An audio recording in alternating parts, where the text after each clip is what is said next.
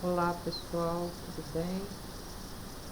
Nós vamos continuar aí, né, de acordo com a nossa programação, com o capítulo 1, que são algumas considerações gerais.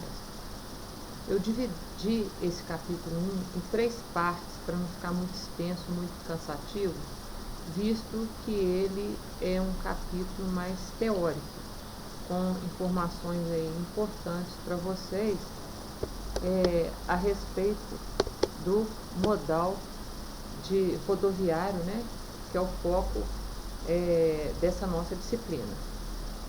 Então eu trago aqui, dentro dessa primeira parte de considerações gerais, uma parte introdutória que fala o seguinte: a população brasileira, né, vem aumentando cada vez mais, isso é normal, né, a gente não tem controle disso aí.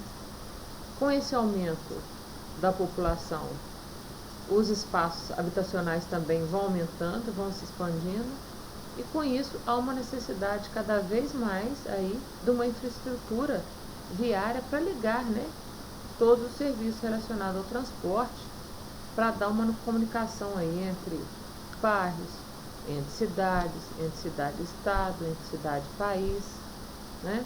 Também a implantação de atividades produtivas em áreas mais distantes, né, por causa da aglomeração populacional que já existe nos grandes centros, então muitas vezes tem que ser em áreas mais distantes, exige então uma ligação aí para viabilizar melhor tanto a mobilidade de produtos quanto da mão de obra. Um outro também ponto que a gente leva em consideração, além desse aumento da população, que um fator aí que merece destaque foi a facilidade da compra de veículos. Desde outras épocas aí, né, que a gente pode acompanhar, não tinha essa facilidade de comprar um veículo. Muitas vezes tinha que ser a compra, né, à vista, no dinheiro, ou então por consórcio de poucos meses. Hoje não. Hoje a gente sabe que consegue comprar aí um veículo aí para pagar, né, em várias parcelas. Essa facilidade de compra aí foi notória e com isso aumentou a frota de veículos, né, nas vias. Então esse crescimento desordenado aí, atrelado com a ausência de estratégias, né, que prioriza o transporte, fez com que aumentasse aí de forma notável a frota de veículos e, portanto, o volume de tráfego nas vias, né? Então as vias passaram a não comportar a quantidade de veículos, fluxo de veículos que circula sobre ela, né? Não só o fluxo, mas até mesmo a gente vai ver mais à frente aí os tipos de veículos. Tem veículos que, dependendo da via, eles não conseguem, né, transitar sobre ela. Às vezes é necessário passar por outras vias, aumentar o tempo de viagem, porque o tipo de veículo a via não suporta esse tipo de veículo. Às vezes é um caminhão, né, um bitrem, um caminhão mais forte, como eu estou falando assim, né, um caminhão maior. Então tem curvas que o caminhão não consegue transitar, então tem que fazer caminhos, percursos aí maior. Com isso fica o transporte, a gente sabe que é um tipo de transporte caro, fica caro, né, mais perigoso, mais demorado. Então, dentro dessa parte introdutória, aí a gente vai relembrar, que vocês conhecem lá da disciplina de transporte, é a composição do sistema viário. Então, existem 4 componentes principais, que é o usuário, o veículo, o ambiente e a própria via, né? Quem são os usuários desse sistema viário? Os pedestres, motorista, passageiro, o ciclista, né? O veículo, o automóvel, o caminhão, a moto, a bicicleta, o trem, dentro da via aérea, né, o avião, né? O ambiente faz parte do ambiente, a chuva, o sol, o vento, a fumaça, o ruído, os congestionamentos, etc. E a via, que configura aí, dentro do que a gente está estudando, as ruas, avenidas e estradas, e dentro de outros modais aí, as hidrovias, ferrovias, as rotas aéreas e etc. Então esses são os 4 componentes principais de um sistema viário. Aí eu mostro para vocês, né, um exemplo no sistema viário, dentro da cidade de Juiz de Fora. Vocês podem perceber aí, né? Carros, caminhões, ônibus, pessoas, bicicletas, né? As vias aí, esse conjunto formando aí, esse conjunto de componentes formando o sistema viário. Aqui eu faço um detalhe dentro de um ponto de ônibus, né? Onde a gente vê pessoas, o ônibus e a via. Aqui está mostrando um número lá de 2015, né? Que a gente pode ver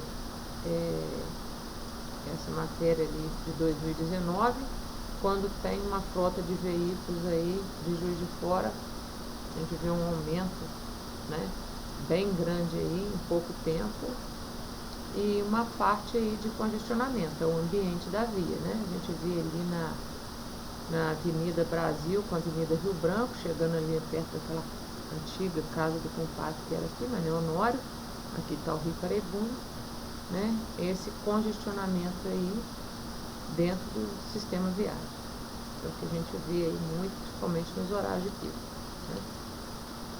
Está mostrando lá no quilômetro 809 da BR-040, em Simão Pereira, tá? E via de comunicação. A via, como eu falei anteriormente, né? As estradas, as ferrovias, as hidrovias, o ar, né? Uma via de comunicação. As vias de comunicação, elas podem ser natural quanto artificial, né? Então, a natural é dentro daquilo que a gente falou, os mares, rios, lagos navegáveis, a própria atmosfera terrestre para comunicação aérea, e as artificiais são estradas, ferrovias, canais, aeroportos, né? Que também são complementos da navegação aérea. Dentro dos modais de transportes, que também a gente está revisando aí, que vocês já viram lá atrás, nós temos o rodoviário, que é o que a gente vai enfatizar aqui dentro da disciplina, o ferroviário, né? A cabotagem. A cabotagem muitas vezes aparece dentro do hidroviário, né, que a gente separou, porque esse modal tende a aumentar, tende a crescer, como já vem crescendo nos últimos anos aí, em outros países, né, nem se fala, usa muito, tá? Mas ele muitas vezes é classificado aqui dentro do hidroviário.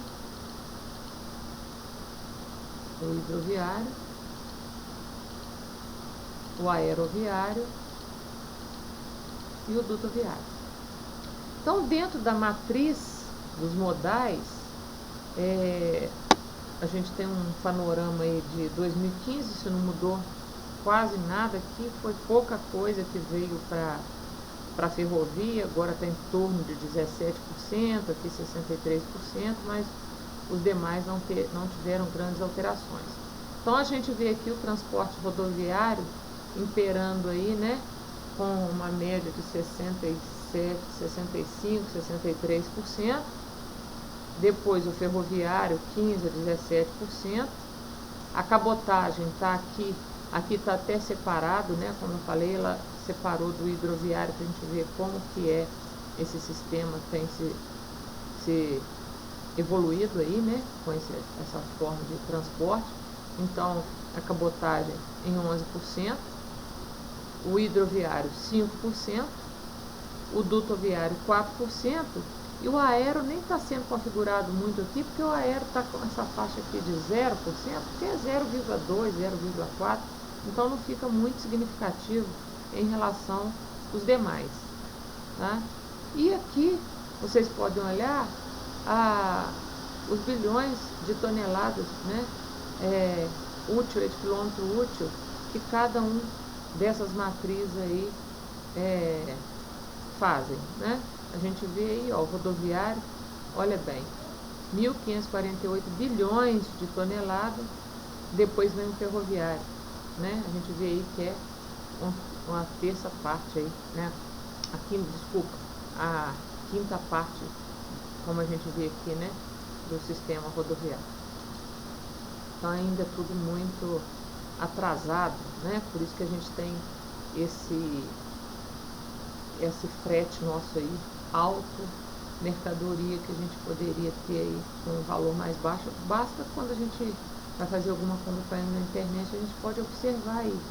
Às vezes o valor do frete não vale a pena, né? Porque é muito alto. Então a cabotagem, como eu estava falando com vocês, né, que está entrando dentro dessa matriz aí, ela configura a navegação entre portos feito pela costa dentro de um mesmo país, né? A cabotagem, então, é feito dentro do próprio país. Né?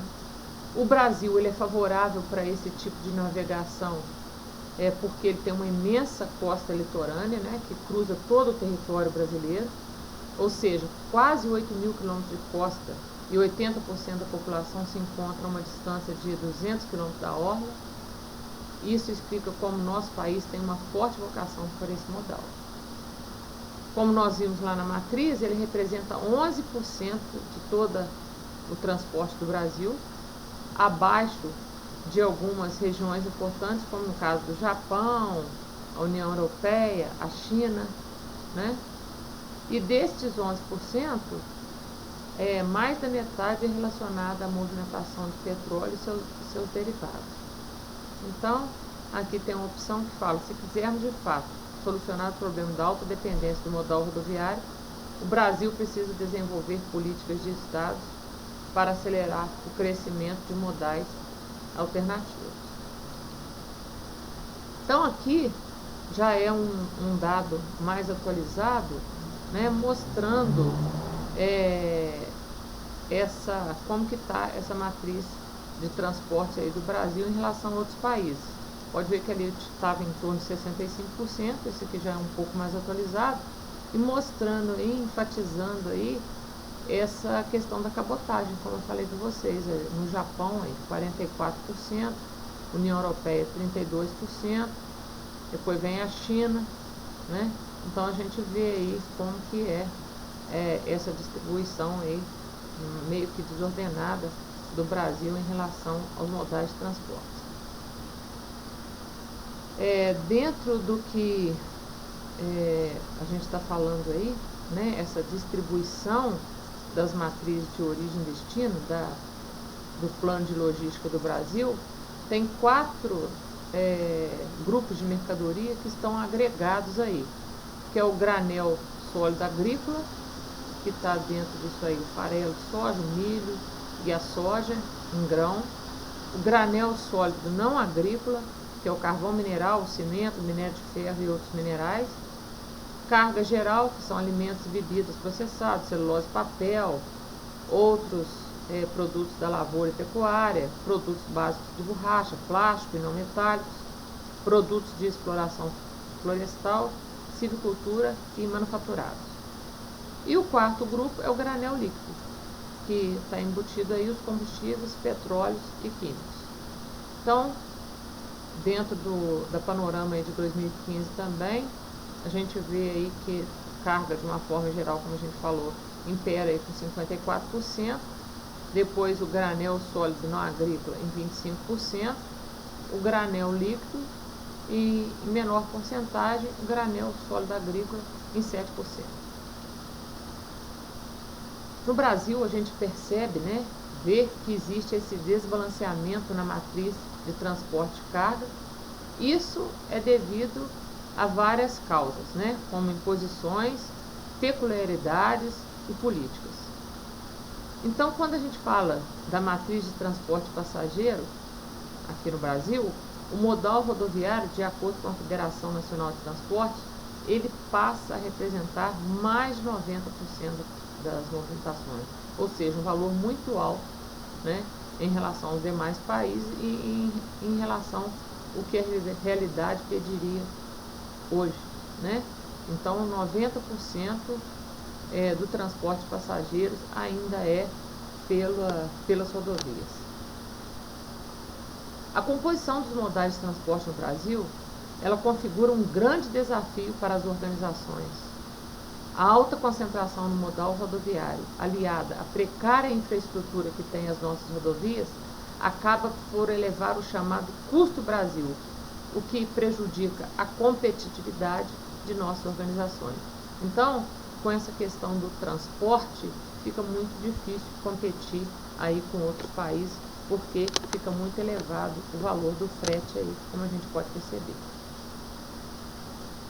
Dentro do que a gente está falando aí da via, né, cada via possui características e funções específicas, né? E a nossa disciplina de estradas, ela cai, né, dentro das rodovias, que é o que a gente vai estudar aí, que, como a gente viu, impera numa faixa de 61% a 65% aí, do transporte feito aí de carga, né? Então, as estradas, elas têm essas questões aí, né, que elas se diferenciam por causa de segurança, né? Algumas vias, por exemplo, elas permitem maiores velocidade, outras vias são utilizadas apenas para acessos a residências, outras têm movimentação muito alta. Então a gente sabe que existe essa variedade muito grande aí em relação às vias. Elas têm várias funções, né? Então, dentro dessas funções e para que serve cada uma via dessa, para projetar uma estrada, é necessário que se correlacione os elementos físicos com as características de operação dentro da via, frenagem, aceleração, as condições de segurança e conforto. Então, os critérios utilizados aí para fazer o projeto de estrada, eles se baseiam nos princípios da geometria, a gente vai ver aí nas equações que a gente vai estudar, né, essa relação da parte geométrica, porque a gente, quando, vocês vão ver lá no trabalho, quando vocês pegam um levantamento planimétrico, né, levantamento topográfico, e começa a estudar qual que vai ser a melhor via ali para ligar dois pontos, vocês vão ver que vocês vão ter que traçar, né, tangentes, retas, ligando um ponto ao outro. Nesse caminho, entre esse ponto e outro, a gente tem vários obstáculos aí, seja ele de questão topográfica, né, que são pontos de passagem que a gente fala aí obrigatório, né, tem os de condição, os de circunstâncias, e tem pontos que a gente não pode passar, né, de jeito algum, questão ambiental, às vezes já tem alguma área construída, então a gente vai desviando isso aí através de várias retas. Então, quando a gente desvia cada ponto desse, né, ali vai ter um ponto de interseção, e esse ponto de interseção vai exigir ali que se faça uma curva. Então, quando a gente faz essa relação entre retas e curvas, a gente vai estar usando geometria. E também não vai escapulir da física, né? Porque quando o veículo sai de uma reta e entra numa curva, ele sofre ali uma força centrífuga, né? Isso é o que? Física pura. Então a gente tem que evitar que ele saia no momento que ele entra na curva e que opere ali também nas condições, né, com segurança. Ele não pode sair de uma reta numa certa velocidade, entrar na curva e mudar bruscamente. Isso dá acidente, né? Isso dá problema. Então é necessário, né, que se use esses princípios aí dentro da geometria, da física e das características de operação do veículo, né, para poder fazer um projeto coeso atendendo as questões de segurança, né, tempo de viagem, tudo isso inclui dentro de um projeto aí. Também aqui a gente inclui resultados, né, empíricos deduzidos de numerosas observações, análise de comportamento do motorista, reação humana, as capacidades de estrada, como também cálculos teóricos advindos de outras experiências anteriores, né? Então, a construção de uma estrada, ela deve ser técnica e economicamente viável. Então tem que se passar por todo o processo, né, de norma, de verificação, de experiência anterior, de forma econômica também, porque um projeto de vias ele é caro, porque a terraplenagem ela fica muito caro, o movimento de terra fica caro, as obras de arte especiais ficam caro, né? A questão da drenagem, a gente tem que se preocupar com a questão, né, para onde que vai a água da chuva que vai bater sobre a via, sobre essa faixa de domínio que faz parte da via. Isso tudo entra na parte econômica, não só técnica, né? enfatizo aqui, ambientalmente correta, tem que ter um cuidado com essas questões ambientais, tá? Não só na hora de fazer a obra, mas também depois da obra pronta, tem que verificar como que vai ficar a área de entorno, né? E na hora de estar fazendo o projeto, o que eu posso, o que eu não posso. Então, muitas vezes é necessário a presença de um engenheiro ambiental, de um técnico ambiental para fazer esse estudo. Hoje, com as imagens, né, do Google aí, com as imagens satélites, a gente já consegue ver isso aí com mais facilidade. Antes não tinha nada disso. Quando a gente pega um levantamento aí, plano altimétrico mais antigo, a gente não consegue ver isso. Então a gente vai para o Google para a gente poder verificar como está essa área. Isso ajudou muito, mas muitas vezes é necessário que se faça um estudo mais profundo. Então é necessário, né, pessoal da área da biologia, pessoal da área de geografia, muitas vezes para dar um amparo aí nessas áreas que são, né, áreas ambientais aí de preservação. E também ser socialmente abrangente. Então a gente tem que pensar num projeto de via onde vai ser socialmente abrangente, né? Abranger o máximo possível para a questão, para atrelar isso aí com a questão econômica. Então muitas vezes aí eu vou aumentar numa via aí 8, 10 quilômetros, mas em compensação ela vai estar passando por uma outra área, vai estar passando por uma outra cidade, vai estar passando por um bairro, então onde vai ter um acesso ali nela que vai fluir, isso aí vai ter um ponto positivo economicamente mais tarde. Então tem que se pensar nisso aí na hora de projetar uma estrada, tá? Então como que a gente faz esse estudo? Qual que é o ponto de partida? Tem alguma norma para seguir? Tem. Nós temos normas do DENIT aí, que é um amparo para a gente verificar como que a gente vai fazer esse estudo, né, de viabilidade técnica, econômica e ambiental. Então, lá dentro do DENIT, existem as diretrizes básicas para a elaboração de projetos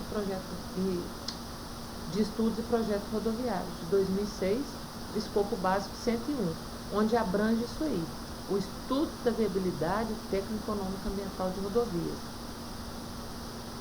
Nesse manual, né, do DENIT tem um conjunto de estudos para poder a gente verificar qual que vai ser a avaliação dos benefícios sociais e econômicos decorrentes do investimento da implantação de novas rodovias ou melhoramento daquelas rodovias que já existem.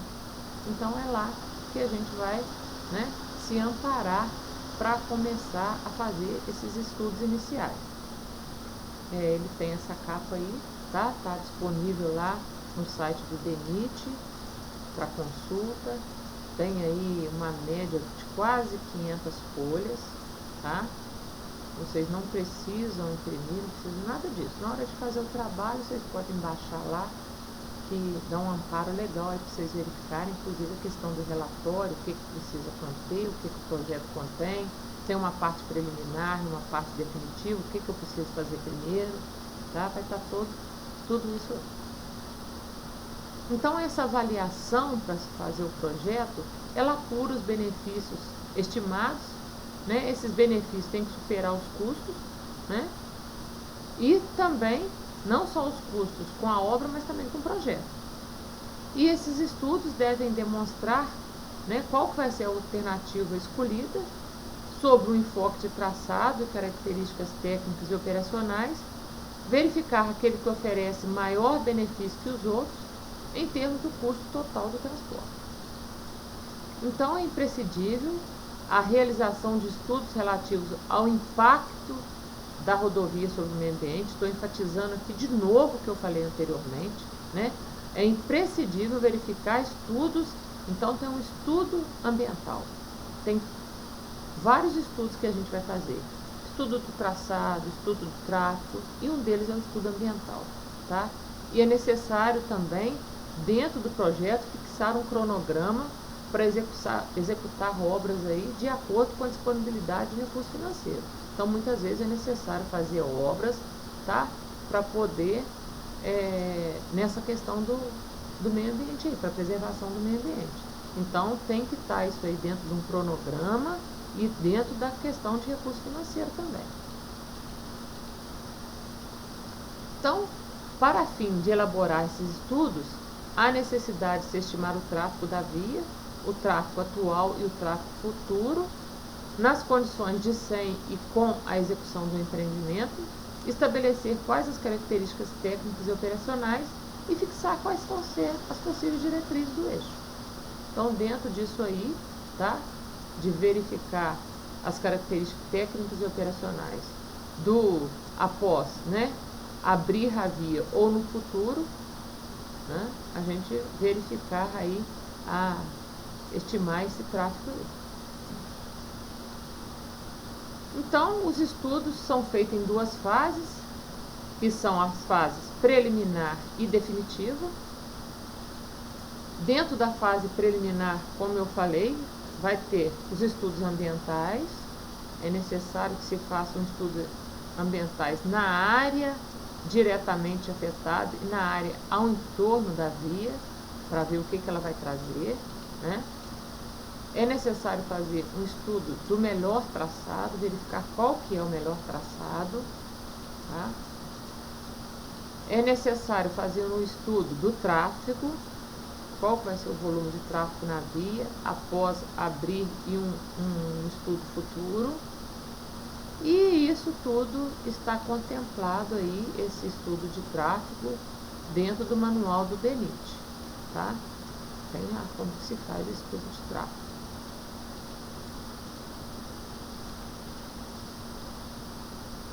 E os estudos socioeconômicos.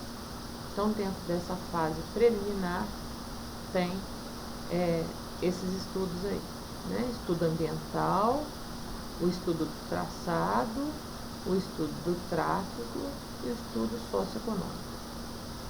E a gente sabe que os acidentes de viação implicam um enorme custo socioeconômico. Dentro da fase definitiva, temos definição e cálculo dos custos, definição e cálculo dos benefícios e uma comparação entre custo e benefício.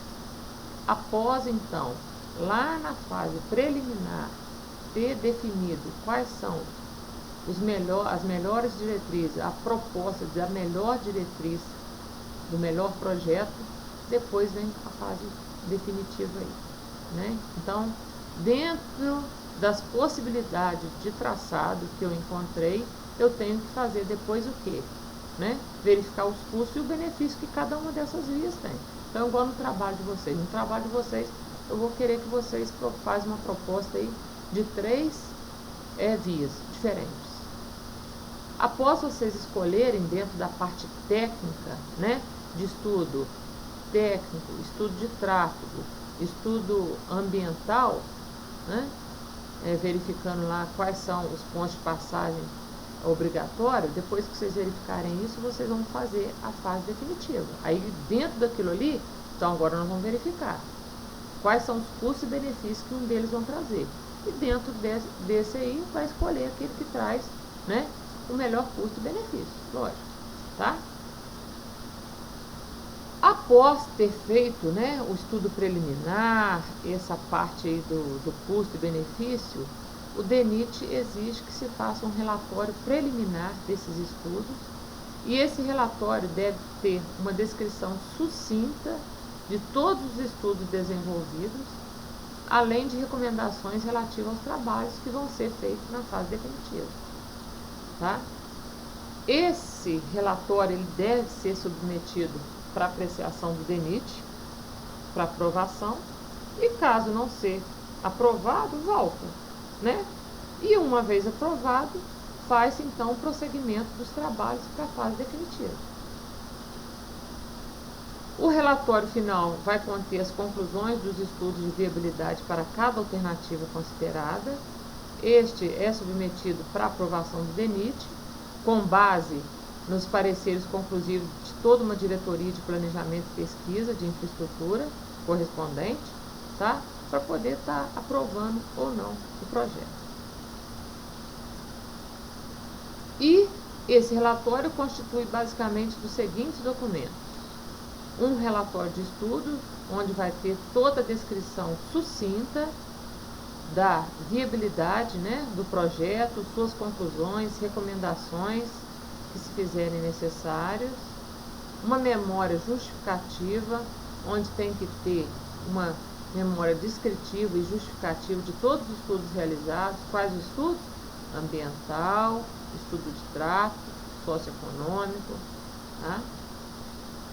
E os custos que devem ser apresentados, né, de todos os serviços que vão ser necessários, né, para cada alternativa estudada, indicando e justificando os métodos adotados. No nosso caso aqui, vocês não vão fazer levantamento de custo, assim, em valores. Vocês vão fazer em relação às obras que vocês vão ter que ver, que um vai exigir, um traçado vai exigir e o outro não. Então tem traçado que vocês vão fazer aí que vai exigir, né, construção de obras de artes especiais, mais movimento de terra. É lógico que vocês vão começar a descartar. Você vai ver aquele que tem, né, um maior benefício e um custo menor. Mas tem hora que não tem como escapulir, né? Então esses custos vão estar relacionados aí, custo de construção, conservação e até custo de manutenção da vida. Tá? Custo da infraestrutura operacional, custo de operação de veículos, tempo de viagem, tudo isso entra aí dentro desses cálculos aí, tá? E não podemos esquecer que veio aí, ó, os custos de medidas de proteção ambiental. Então, caso haja necessidade de ter medidas de proteção ambiental, esses custos devem estar inseridos aí dentro desse relatório preliminar. E, então as estradas só serviram para atrapalhar, só serviram para deteriorar o meio ambiente. Não, as estradas, elas vieram como uma consequência da civilização. Geralmente, em todos os projetos de engenharia, a gente verifica aí que a gente pode optar por diversas soluções. Porém, nas estradas, essa indeterminação ainda é muito maior. Então, a solução final, ela deve ser adotada a critério do projetista, através de bom senso, de experiência com outras vias, né, que já foram construídas no passado. Isso aí tudo serve de parâmetro para dar uma solução final para o projeto. Então, o projetista, ele deve escolher os traçados possíveis, compará-los entre si, é isso que vocês vão fazer na hora que vocês determinarem os traçados, atender os critérios de projeto, como vocês vão aprender aí, raios mínimos da curva, as inclinações das rampas, as curvas verticais, superelevação, superlargura, os volumes de corte e aterro e vários outros cálculos aí do projeto. E aí compará-los entre si para poder verificar qual vai ser aquele mais adequado. Então, de acordo aí, vocês vão falar assim, o engenheiro civil tem competência para fazer projeto de estrada? Sim. Tem competência para aeroporto, para outras formas aí de transporte, portos, etc? Tem, né? Então, vocês podem olhar lá na resolução antiga de 1973, no artigo 7º, a competência que tem o engenheiro civil aí, tá? Para poder, qual o desempenho deles nas atividades aí que ele pode exercer. Já que nós vamos estar enfatizando rodovia, quais são as funções de uma rodovia, né? Quais são as principais funções dela? Fazer o transporte à distância, né, entre zonas de economia complementar, como produção, consumo, importação, exportação, tá? Também tem a função de coleta e distribuição entre regiões que são produtoras e consumidoras através de um intercâmbio, né, entre elas, ou até intercâmbio mesmo com o exterior, e a parte de ligação humano-social, né, os intercâmbios sociais, culturais, políticos e administrativos. Muitos de vocês, né, saíram de suas cidades para vir estudar em Juiz de Fora, né? Isso é o quê? Uma ligação humana, social, tá? Então, essas são as principais funções de uma rodovia. Então, dentro do que eu queria passar para vocês, né, dentro dessa primeira parte, é isso aí, tá? Então, depois eu vou já deixar disponível para vocês a segunda parte, tá? A terceira parte, tudo dentro desse capítulo 1, para vocês estarem com todo o material aí, tá? Então, qualquer dúvida que vocês tiverem, vocês podem entrar em contato comigo, como eu falei, eu deixei o WhatsApp para vocês, e-mail, tudo direitinho. Qualquer dúvida, vocês podem estar me perguntando, tá ok? E a gente vai colocar aí os grupos de trabalho, né, dentro daquilo que vocês mandaram para o meu e-mail. Vou deixar disponível também dentro do Moodle para vocês estarem verificando aí, ok? E até a próxima. Até mais.